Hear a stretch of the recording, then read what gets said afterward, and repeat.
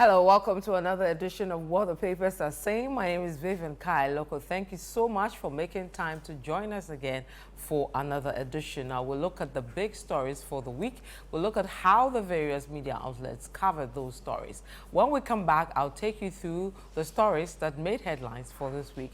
To stay with us, we'll be right back.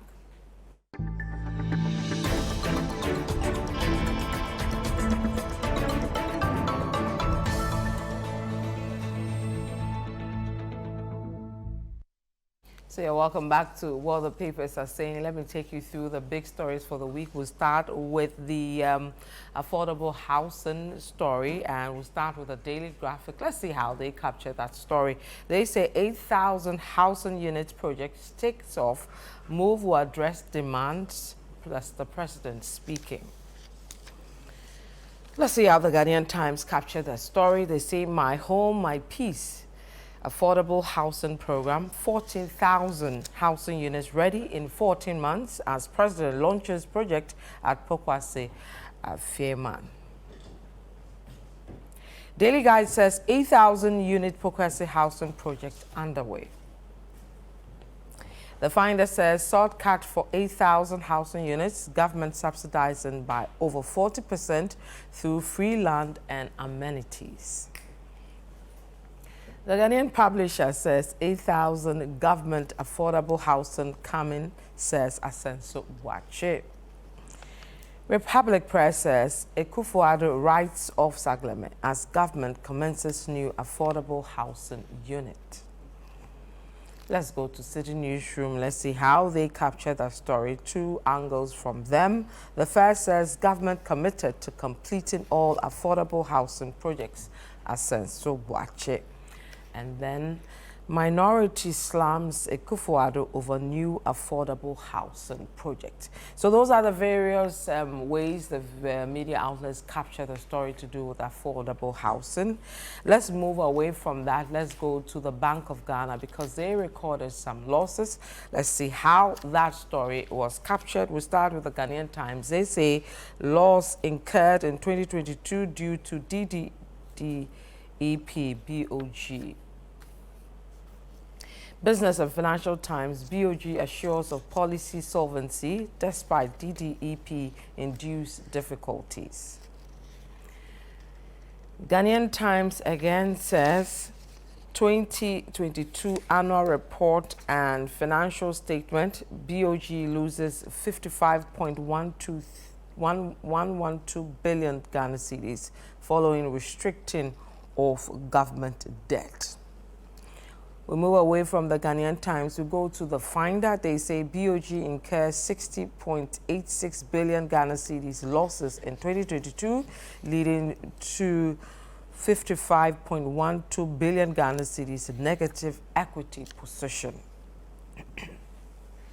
The Herald says debt, wastage, and extravagance sinking BOG. Government writes off 77.6 million Ghana cedis debt. 131.586 billion Ghana cedis spent on vehicle maintenance, 1.620 billion Ghana cedis paid as salaries, 97.437 million Ghana cedis for foreign trips, others. That's the Herald. The Economy Times says BOG exposure, stock and bonds undergo 50% haircut. Let's go to the Citi Newsroom. Let's see the angles there. 60 billion Ghana cedis loss. We have not been reckless. BOG fights back. Still on that website, BOG blames 60 billion Ghana cedis loss on DDEP Cocoa Board loans. And finally, on that site, minority slams government over BOG's 2022 60 billion Ghana cedis loss. So those are the stories around the Bank of Ghana losses and as captured by various media outlets. Another story that made headlines this week has to do with the Seatac strike. Let's see how that was captured. Let's start with the Republic Press. They say College of Education teachers embark on strike. Let's go to Citi Newsroom. They say Ashanti region students at colleges of education abandoned campus over teachers' strike. Ghana News Agency says the National Labour Commission directs Seatac to call off strike. And then we wrap up with My Joy Online. They say government must be compelled to do the needful. Seatac on strike. So those are the angles around Seatac strike. Let's move away from that. Let's go to another story. It made a lot of inroads this week. Has to do with the feud between the Minister of Local Government and the Administrator of the DACF. Let's see how that story was captured. We'll start with a chronicle. It says Parliamentary Committee on Local Government speaks. Now Toshi never snubbed. Damboche says two juggernauts must rather work together in the interest of Mother Ghana. Away from the Chronicle and to the Ghanaian publisher, let's see how they captured that story. They say, Damboche reports Na Toshi to Nana Akufo-Addo. She snubbed me for 2 years. Shares common funds without my ministry's involvement. Away from that and Citi Newsroom, let's see how they captured that story. They say, Bia East MP slums Damboche over feud with DACF administrator. We still stay with them because they had another angle to the story. They say, respect autonomy of DACF administrator, minority to Damboche. We'll move away from that story, and of course, this week, specifically on Monday, the finance minister read the mid-year budget. He was in Parliament. Let's see how that story was captured following his presentation in Parliament. We start with the Ghanaian Times. They say government exchanges 31 billion Ghana Citi pension funds for new notes. The Chronicle says, Oforiatta says, economy responding to treatment, but minority thinks otherwise. The Ghanaian Times says, at mid-year budget presentation, government targets new growth strategy to return economy to debt sustainability by 2028, create industrial parks, economic zones for sustainable growth.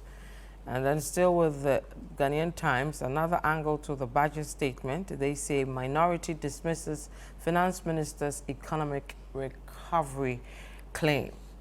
We'll wrap up that story with Citi Newsroom. They have 3 angles around that story. First, Bagbin criticizes Akufo-Addo for failing to withdraw taxes on sanitary parts.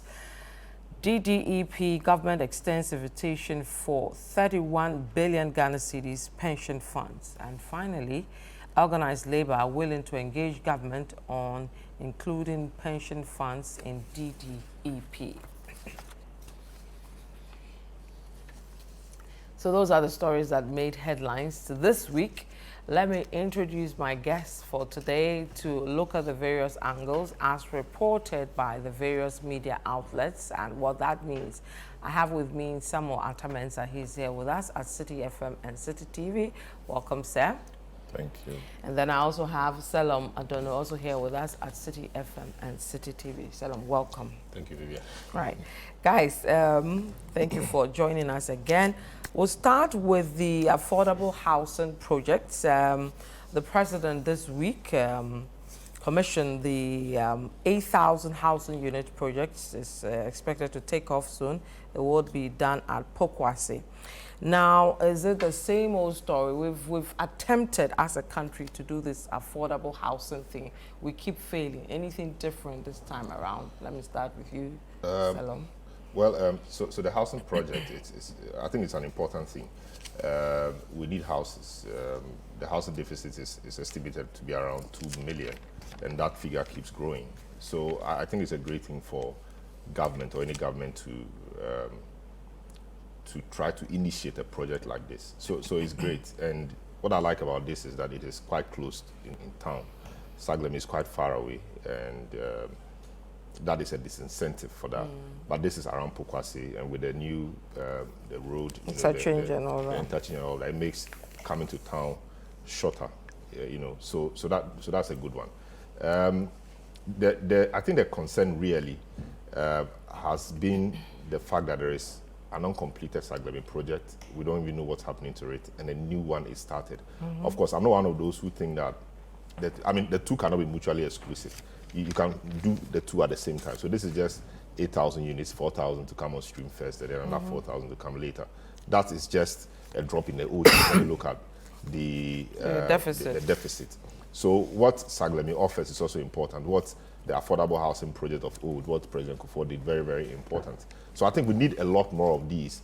I think what I particularly like about this one is the private sector involvement. Government says that it's only providing the land and on-site infrastructure, roads, electricity, water, etc. So that is great.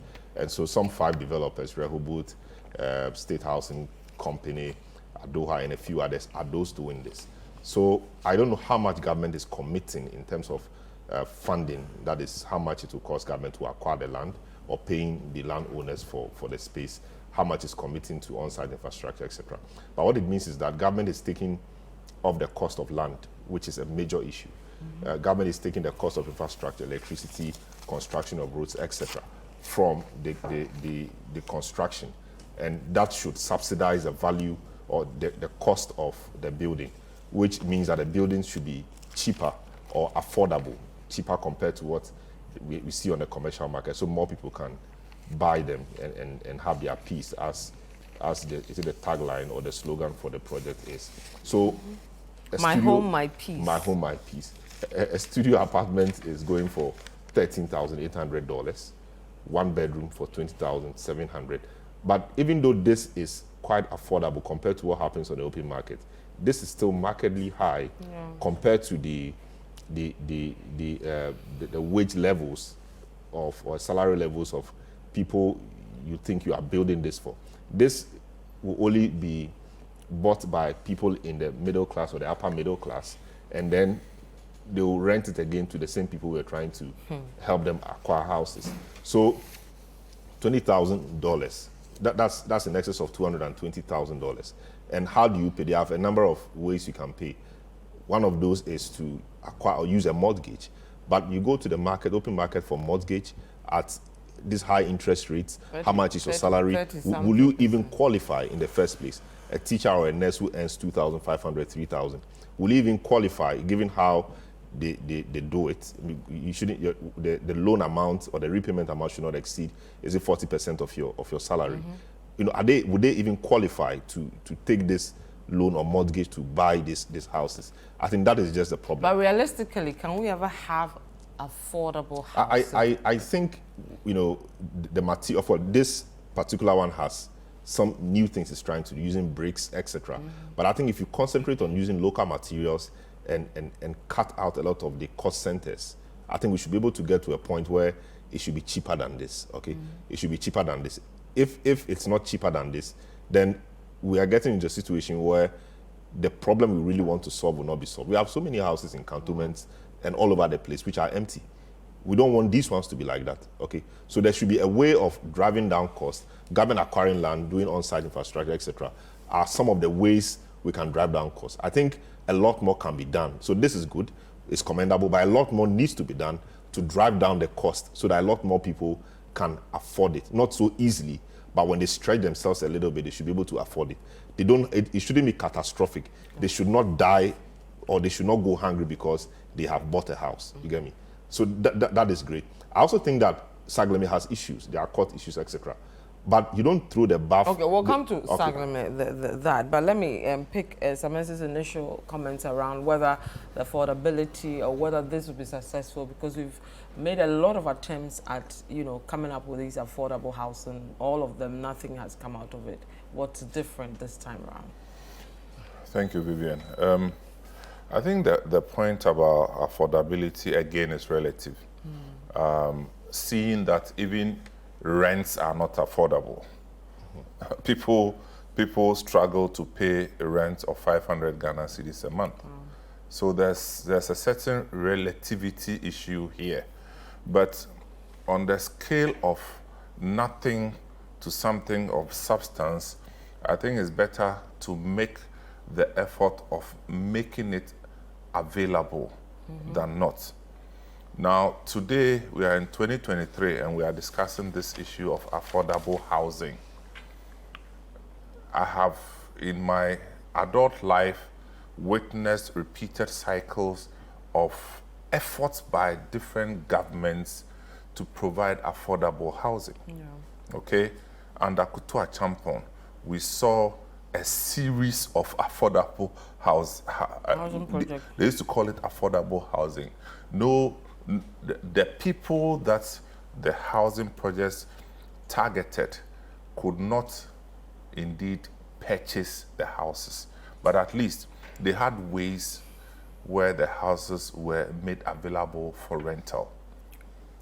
Growing up in Kumasi, you have the TUC estates, which everybody knows now is being decimated into something else. You have Trapatre estates, okay? You have several of them. I lost count. Every government has had its turn.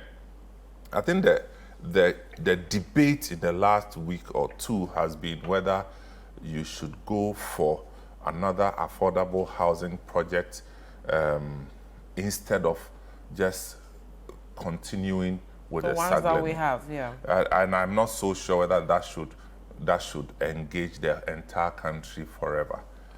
There's a cost benefit, there's value for money, there's a source of funding. There are different elements that make up a decision making for a project like that. Maybe it will be difficult for you to raise money to continue with Saglemi, given all the complexity surrounding it. Now, what we are told with this new one is that there will be a heavy degree of private sector involvement, which is good news to us. Meaning that, because, don't forget that after 2008, when MPP went out of government, we had the Boteman project stall. We had the Boom project stall. We had the Asokore Mampon project stall. We had the Kufuridia one stall. We had the Tamale one also stall. Then we had the Wa one, all came to a stop. It was much later that for some of them, SNIT, together with SNIT, got involved and managed to finish some portions of it. So I'm saying that it used to be a question of brick and mortar. It has advanced to a question of financing. Where you are getting the money from determines how far you can go. And also the cost of the money that you are accessing is a big issue. So the more expensive the source of funding, the more expensive the project that you are putting together. So if the money is not cheap, the building cannot be cheap. Because state housing, where are they going to get the money from? So, and I think that they have done considerably well in the last couple of years. And I'm talking about state housing. And putting up these some other buildings. Oh, they have done a great job in putting. I mean, if we have time, we'll go through some of the projects that they have done in the last 4 years. But like you said earlier, and Salome said the same, the question is, let me just go through the Republic Press, the angle they took, which is around the Saglemi, which is Akufo-Addo writes off Saglemi as government commences new affordable housing project. President Akufo-Addo has defended government's decision to initiate a new housing project instead of continuing with the Saglemi housing project initiated during the John Mahama administration. Then they give a background to when it started. And then they say that President Akufo-Addo explained that completing the Saglemi housing project would have resulted in increased debt for the government. The delays and setbacks experienced during the execution of the project have been brought to the attention of the CID, resulting in ongoing criminal judicial proceedings. But many people believe that, I mean, why go start a new one? I mean, the election's coming up soon. You may be pushed out of government. I mean, that's not what I'm saying, but that could happen. And then we get back to the same square one of another abandoned project. So I think government is a continuum. It's just unfortunate that in our part of the world, that is a major problem. One government starts, a lot of the projects are done with our money, our tax money, Ghana money. So it's unfortunate that when one government begins a project and leaves office, the other one, is a bit sluggish in continuing. We should move away from that. Okay. So like I stated earlier, the two can go hand in hand because they both produce housing units which are needed by the population. Because when you look at what they are producing or providing in totality, it's a drop in the ocean really. So we need those houses. my disappointment is entirely abandoning the Saglemi project when you could do something about it. Even though we know it's a subject of judicial inquiry, you could still do something about it whilst people live there, or people, I mean, the land is huge, 300 acres. You know, the buildings are there. Even if they are not completed or they are not habitable, there are things we can do about them. People can buy them, complete them. I mean, there should be something around it. You don't leave that whole, you know, size of project and say you can't do anything about it because it will cost you more, and then you go and start another one, albeit the funding modes are different. Yeah. I think that they could still do something about this, give them out to people to live there, let them complete them. People buy uncompleted houses or rent uncompleted houses and finish them. You know, and to leave this facility there for it to get to the point of almost, you know, I mean, it's depreciating really, to the extent that people have begun stealing some of the facilities at the place, the doors, the electricals, etc. I think it's a lot of irresponsibility and lack of respect for the people. It is our money. Of course, it was loan we took to undertake that project, but we will pay back. Well, but the concerns are, if they're going to fix it, it's going to cost them over $100 million, $46 million required for completion of infrastructure works, including water, electricity, drainage systems to mitigate flooding, another $68 million to complete the buildings and other essential on-site infrastructure, such as waste holding bays, sewage treatment plants, and a whole lot. You know, those are genuine concerns. So what are we saying? We've invested a lot of money in there. We've taken loan. We will pay, or we are paying. We will leave it there to rot. I mean, the people who did whatever they did, the politicians allege, I mean, they are in court. They should face the music. If the law finds them culpable, deal with them. But this is our money. You don't leave it there to rot to say that it will be more expensive to complete it. So you won't. So it should be there. I mean, what should happen to it? That is money locked up in concrete. It should be there because nothing can be done about it.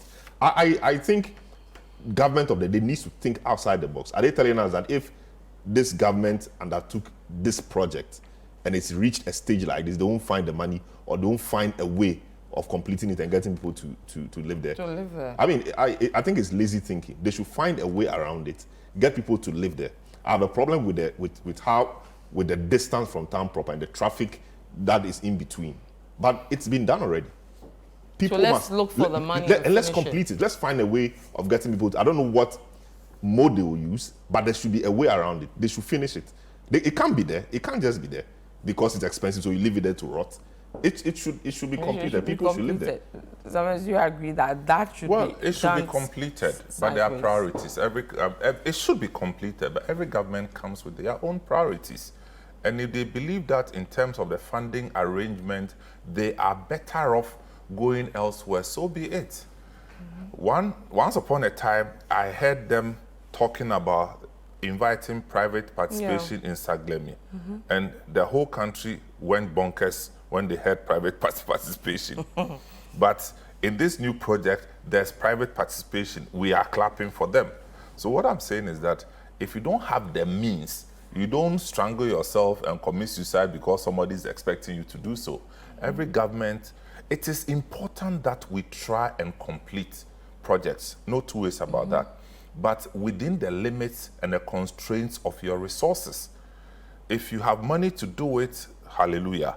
If you don't have money, you try and you see, there's something about efficiency.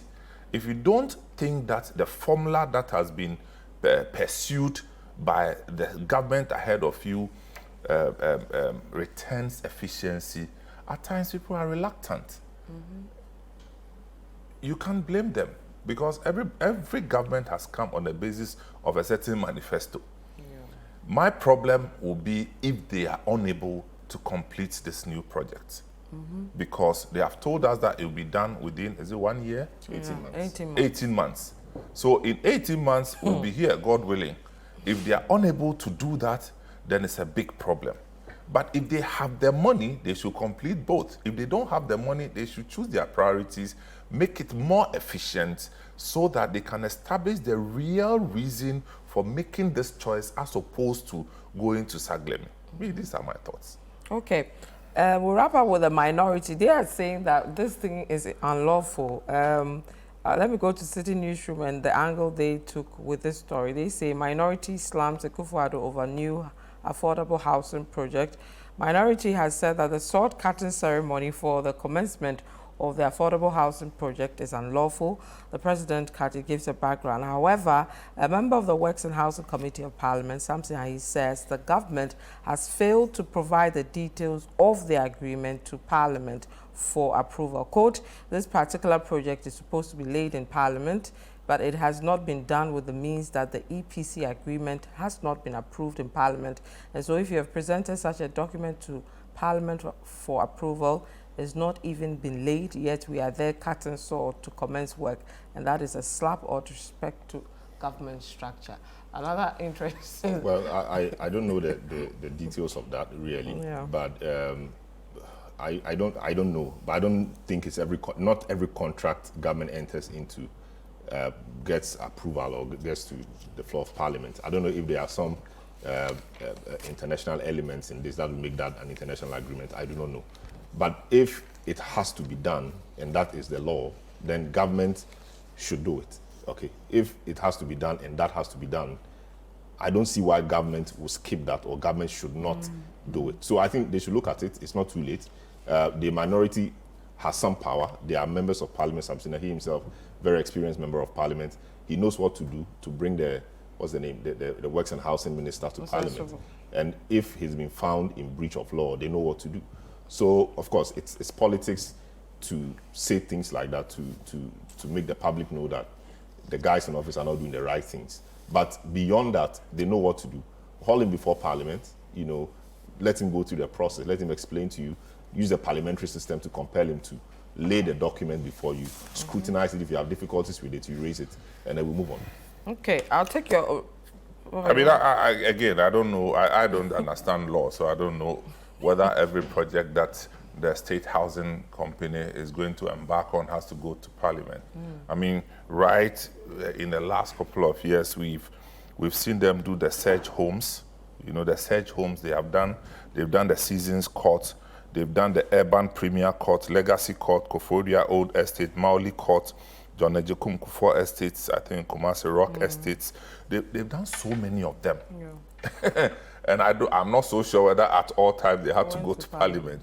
So maybe I will need some more clarification about this illegality of embarking on such a project. Okay, well, we'll take a quick break. When we come back, we'll look at the Bank of Ghana. They've been recording some losses last year, over 50 billion Ghana cedis. We'll look at that and the way forward as reported by the various media outlets. Do stay with us. We'll be right back.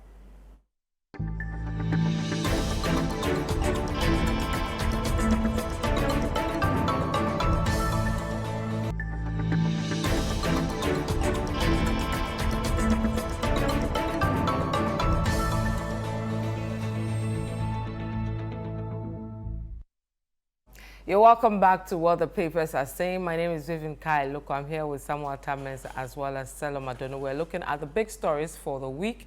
We just discussed a new housing project to be located at Pokwasi and looking at how the various media outlets reported that story. We'll move away from that. We'll look at the Bank of Ghana.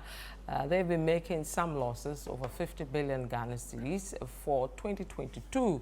The reason, one, to do with the domestic debt exchange program, currency losses, the cocoa board issues, among others. So, guys, let's start with that. Ghanaian Times, they looked at the story proper as in the losses which occurred in 2022 due to the DDEP. Now, a lot of people have said that, I mean, the central bank are making losses just like all of us.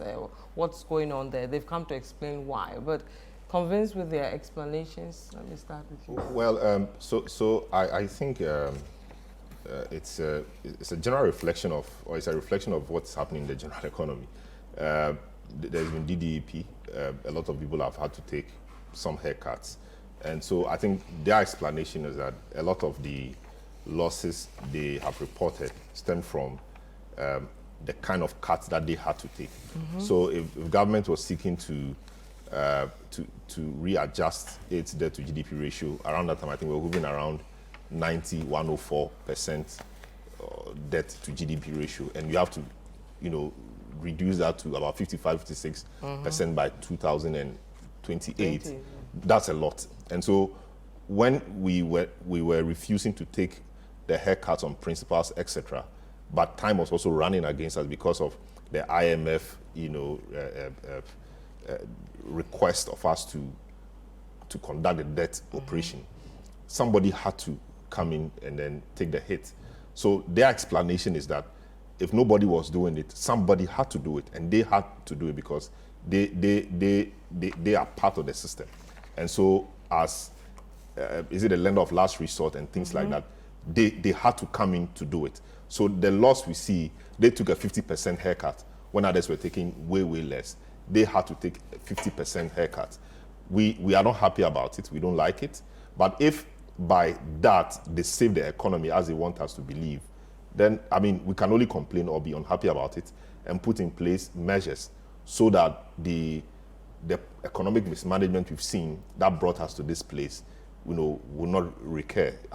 And I hope that we are learning those lessons so that we will not get back to where, we're trying to move away from. So yes, it's bad.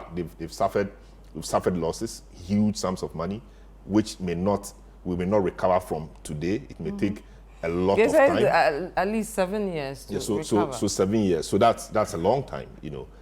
We don't like it, but this is where we are. Compare this to the economy crashing and everybody losing out. I think it's the better of the two evils. And so yeah, I think that is where I will leave it. Once people suffered losses in the DDEP, etc., the Bank of Ghana obviously had to suffer it. And of course, the way they printed money to finance government, etc., those were not very good. We didn't like that, but it's happened, and this is the repercussions. Let's make sure that we tighten the rules if we have to. Let's ensure that we put in place structures so that these things don't occur again. Okay. Phew. It's a wonderful time to be a Ghanaian. Is it? We are recording a lot of firsts, Generally speaking, I think Salom has made the point, a central bank is not in the commercial banking space, and is where the buck stops, if you ask me. If we woke up one day and got a report that the central bank had made losses as a result of their operations, and I'm talking about banking operations, then we should be very worried. Losses up to such degree of volumes can even collapse a whole economy. Having said that, I think it's bad news for us, but it's also important that we isolate the elements that give rise to these losses.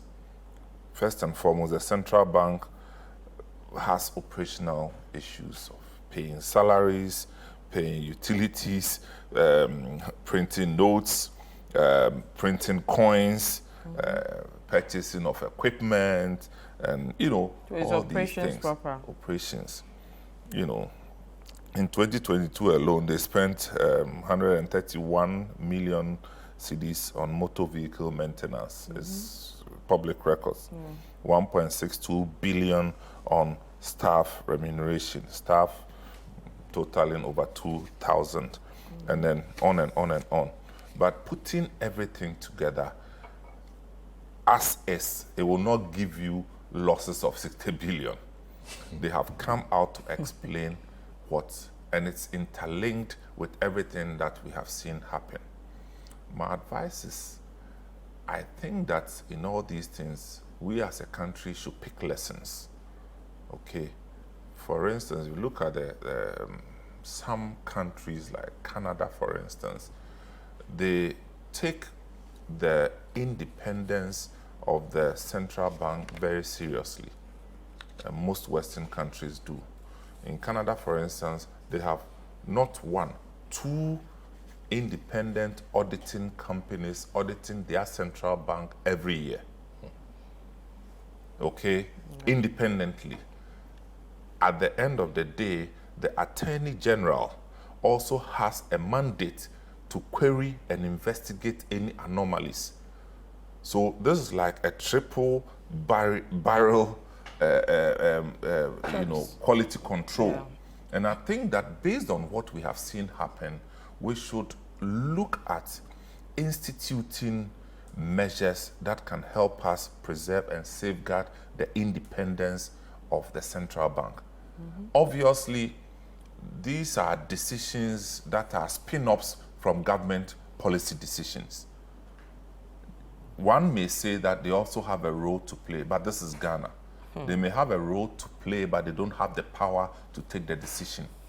So some of what we are seeing happen with the Bank of Ghana have come as a result of the major general nature of policy that have been executed at the top level and reflected at the Bank of Ghana.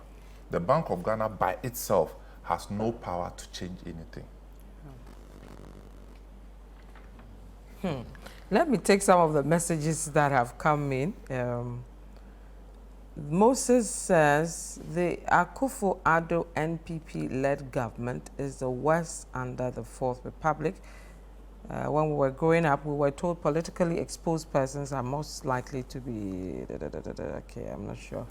Let me go to Matthias from Kumasi. Says, good evening, Vivian. Please, I disagree with Samen's thought on the government abandoning of the Saglemi housing project and starting a new one. The old project has to finish because it's taxpayers' money that was used to put it up. And then this one says, I think our leaders are doing us a disservice if they will continue to start projects that will not be completed for use. I believe few projects should be started at a time, completed and put to use before next batches are started, you say. So those are some of the comments around the Saglemi housing units. You can send us a message. The number is 020-444-7033. 020-444-7033. We'll keep it on the screen so you can send us a message. We'll move to the Seatac strike. If you guys don't have any more comments around the Bank of Ghana, I believe. And another thing that keeps coming in and out, most going on strike, usually to do with conditions of service. They make their issues, put it across, government doesn't really do much, and then the next thing, they start their strike. So Seatac, we're seeing them start theirs because of the conditions of service, and we're at this point. Salom. Well, so, in labor law, strikes are legitimate means of voicing your concerns. If you have difficulties, you use strikes and other means to express those concerns. But the strikes or these industrial actions must be within a certain, must be confined within the law. These guys have gone on strike. I'm sure they have checked all the boxes, informed the Labour Commission, and they've done all of that. So it's a legitimate strike, I think. This strike, as I understand it, is to push government to deliver on some previous agreement they've reached, between themselves in terms of their conditions of service. And this was as far back as May or so. And government has reneged, government hasn't done it. Government will say it doesn't have the money, but it's a matter of priorities. So these guys also will say they are within a certain economic context, they need money. And so, what happens? We need money, you also say you don't have money. But we believe that when we go on strike, it will force you to get money to pay us. You'll find the money. So that is what has happened. I think what government should be doing is to be engaging the people more. If you've agreed with them to do something and it turns out that you're unable to do it, and before you leave them to undertake an action like this, I think when you go ahead to engage them, it softens the ground. You can engage them and they extend the time within which you guys initially agreed to implement the decisions. But if nothing like that happens, they are not hearing from you, they try to speak to you, the information is not forthcoming. This is one of the last resorts they have, and they will go on strike. It's within the law. So they will be within their rights to do that. And it's unfortunate that a lot of these things keep coming. Strikes have always been tools workers have used. But when it happens more and more and more that way, it just doesn't help because the students are in school. What will happen is if they don't resume quickly, it will affect the academic calendar. In the end, it gets to affect everybody. So I think government should see how it can meet them halfway. The judicial service was on strike a couple of months ago. government try to meet them halfway. They are not satisfied, but meet them halfway. The government should try and meet them halfway. If they've agreed that some things will be done for them, government should find a way of beginning to do that. Why does it always get to the point where they have to strike because somebody's I mean, resources are not infinite. Government, even if I mean, we are in very bad times, but even before this time, strike actions occurred.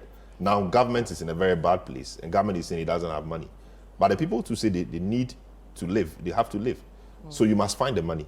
So that is the balance that government must come to. Even in better times, people still went on strike. The thing is, government has need for resources every time. Every time some roads must be constructed. Every time some schools must be built. So if you do not push, government will not just come out and say, okay, you guys, Seatac guys, I'm increasing your salary. Government will never do it because government needs that money every time to do something. So government will only look at you usually when you are very loud. So being loud, as part of being loud, is going on strike. So when you go on strike and government sees that, no, it's getting bad, then government will throw a few things on the table for you. Then you are happy, you go back, they will tell you 6 months time or 1 year time, we'll talk again. And, it goes like that. So government has limited resources. It must deploy those resources in a manner that makes it able to prioritize. So if you are just quiet, government will not look at you. It's unfortunate, but that is how it works everywhere. If you are quiet, government will not look at you. You have to be shouting and hitting government where it hits most. That's why university lecturers will go on strike at the time they feel it will hit government most, etc., etc. That is how it works. And governments will respond because they do not want to be unnecessarily unpopular. So that's how it works. It's one of those tricks. But are workers being unreasonable during this period in demanding, especially when we all know the challenges we find ourselves? I mean, the reality, can government afford it? It depends on where you stand. Whether workers are being unreasonable or government is being unfair. In the particular case of Seatac, I think the point to be made is that this has been long, winding, back and forth, protracted. I remember sometime in, was it 2021, when this thing came to a head, they were able to come to a certain arrangement, especially with the involvement of the Fair Wages and Salaries Commission, where they came to a certain agreement. It still didn't work out. Again, the National Labour Commission had to come in when they intervened with this compulsory arbitration following Seatac strike in January of this year. They attempted this thing. At the end of this strike arbitration, they agreed on a new condition of service with effect of sometime in 2023. Now they are saying that this thing has been going back and forth, and nothing is happening. My thinking is, unless you have not agreed, if you have agreed, let's do that then make an effort to be seen, to be settling it. That's the whole point. You see, because they read the news, they see things happen in government, they see money being spent on other things, they see money being wasted on other things. Yeah. And so it stands to reason that if we have agreed, then why don't you just meet us halfway? And I think it's just a fair point. At times when these things happen, we go back and forth. By all means, they'll come to a certain settlement. The money is not there, but reasoning, meeting people, engaging people, and one can say that, some of these unions can be very tough. That's why there's the Labour Commission, that's why there's the minister, that's why there's the Employment Ministry. Engage them, keep engaging them, But leaving them, how long can they be on strike? And at which cost to the nation? Colleges of education, should they just be left to rot? These are the questions that we should be asking ourselves. So something must give so that they can live their lives in comfort. Okay. You see, the engagement, the engagement is important. I mean, if you've agreed, try and do it. If it's not happening, like you were saying before, they don't have it. So engage. Go back to the engage. table and manage Talk to them. But if you leave them, they are expecting that maybe from from 30, I mean from end of July. When they go to the bank, the situation will change. The situation hasn't changed. You've not told them anything. Ghana is a very small country. You see, engage, yes. But they are Ghanaians, they are seeing other places where we are channeling resources to. So they are thinking that maybe you are taking us for granted. Yeah. So yes, engage. But let's be more reasonable in engaging them so that they can read between the lines and see that indeed you are being fair. And that's the only way we can sustain this kind of relationships. Yeah, we'll see. We hope they take this advice. Now, there's a big fight happening to do with the local government minister and the administrator of the DACF. Two huge elephants. The ground is shaking. The Chronicle picked it this way. Parliamentary Committee on Local Government speaks. Natoshi never snubbed Damboche. And then the Ghanaian publisher says, Damboche reports Natoshi to Nana Akufo-Addo. She snubbed me for 2 years, shares common funds without my ministry's involvement. And then Citi Newsroom, Bia East MP slams Damboche over feud with DACF administrator. What do we know about this story before we look at, I mean, what should be done, who is doing the wrong thing and all that? Well, I think the District Assembly's Common Fund is one of those funds that have constitutional blessing. I mean, Article 252 of the Constitution talks about the creation of the fund. And so the Constitution talks about Parliament making laws to advance the work of the District Assembly's Common Fund. So Parliament, I mean, soon after we entered into the Fourth Republic in 1993, enacted the Act 455, which is the District Assembly's Common Fund Act, which sets out, or which formed or created the fund, sets out everything the fund has to do.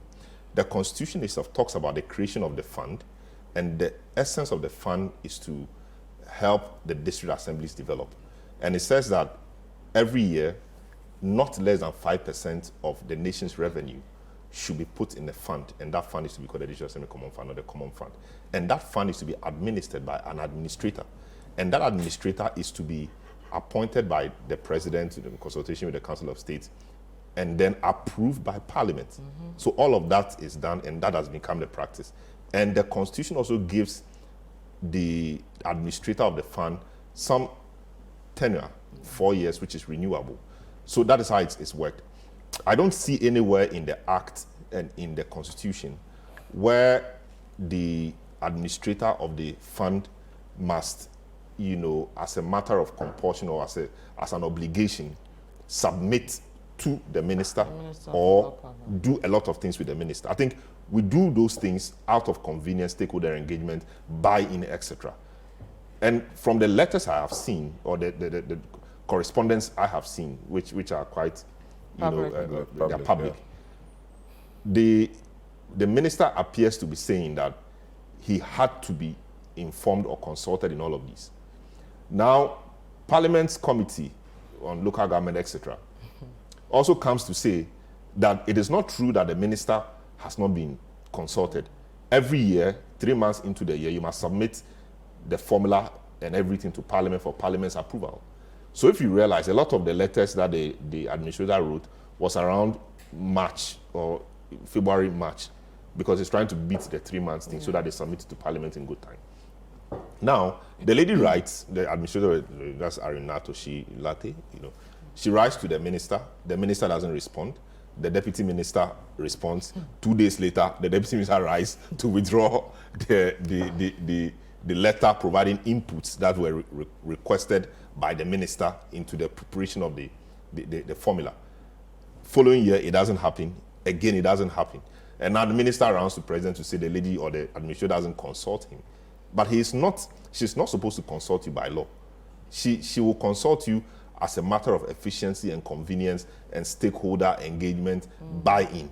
If she decides not to, I'm not sure you can fault her as far as the law is concerned. Okay. You know, so she's within the remit in my of view, the law. she's within the remit of the law. The law doesn't say she should consult or she should, as a matter of an obligation, get the input of the minister. Because they're dealing with district assemblies and the minister is the one in charge of local government, it stands to reason that you work together.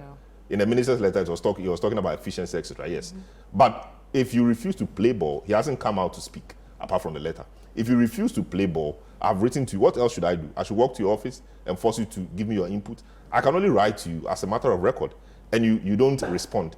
Your deputy responds. 2 days later, he writes to withdraw the letter. Only God knows what would have happened between the minister and the deputy for that letter to be written, withdrawing the input they made. So I think it's a dogfight. It's a fight of egos. I understand that they were both in parliament.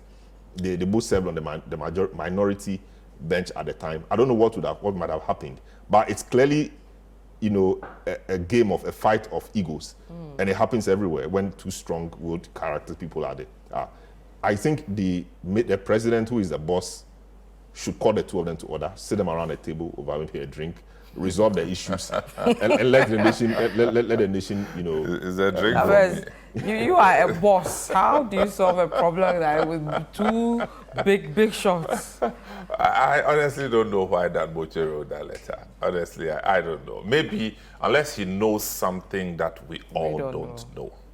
And so you would normally put out such a letter for the records so that one day when something happens, you can say that is why I wrote the letter. Trail. But if it's to do with all the things we know, then, Irene is a very tough one to crack. So it will be, frankly, an exercise in futility. And you are dealing with the law. She's a lawyer. She should She's a lawyer. She's a diplomat. She's everything that you see in politics. Pastor too, right? And so what I'm saying is that maybe Damboche got too frustrated and thought that if nobody will listen to me, let me put it on paper. So far, that's what he's done. But you see, for a thing like this, you would expect the parliamentarians to be on Damboche's side. Yeah, it all seems to be on. And I'm saying that not because I know too much about it, but looking at the stature of who Damboche and is one of them now. and one, and all. But it's interesting how all the parliamentarians are still with Irene and still Natoshi, and at times when I read the story, I want to laugh. But it's because she has the money. Yeah. No, I think it's a tough fight for control and influence. But the point is that everybody knows that she is the administrator of the fund. The minister is not the administrator of the fund. You see, the constitution was clear. I mean, the whole thing was clear when they framed it, why it should be administered by somebody outside of the minister. Maybe for the sake of relationship and cohesion, it would be nice to see the minister involved. But maybe she also has a reason. Because, mind you, she has served not under only one minister. She served under, I think, Hajia. 2 or 3 ministers. You understand? And we didn't hear Hajia, or did Hajia write anything? Maybe it escaped me. Or maybe it didn't come out. But it didn't come out. Interestingly, she swapped positions with Hajia. Hajia is in America. Yes. Natoshi used to be in the embassy in America before as deputy ambassador. Oh, I see. And, so I think Damboche should just drink sky water and then chill small. And I think it gets petty, where now the administrator wants to inspect or know what is happening around as part of, because if I give you money, I must know what's being used for. Deploys a team, writes to them, the MMDAs, writes to them that I'll be coming around or will be coming around this time. Then Damboche writes to them that don't go. Don't go, yeah. I mean, but that's yes. If he wrote that, then that's very petty. And that's petty. You can't do that. Because we don't have time they don't left. turn up. Just get work done. They don't turn up. So what happens to checking whether they are using the money to do the right things, etc.? They don't turn up because their minister says don't turn up. It's not proper. They are playing with us. If that's what is happening, then the chief of staff and the presidency must act. Because you can't hold the entire government to ransom because of what you consider, if you like, disregard for your person. Yeah. Okay, you think that you've been disregarded in a manner that is unsuitable. You don't hold the government to ransom, because this has to do with the development of our communities. They are not building a mansion for you in your community alone. It is across the country. And if you stop it, there has, something has to give. And the president doesn't have to sit and watch them display. A decision has to be taken. Yeah. We'll see whether that decision is taken. Our time's up. I need to end the show. Thank you very much, Samuel Tabensa. Thank you very much, Salam Adonai. Thank you very much for joining us. We'll see you again next week. My name is Vivian Kai Local. Goodbye.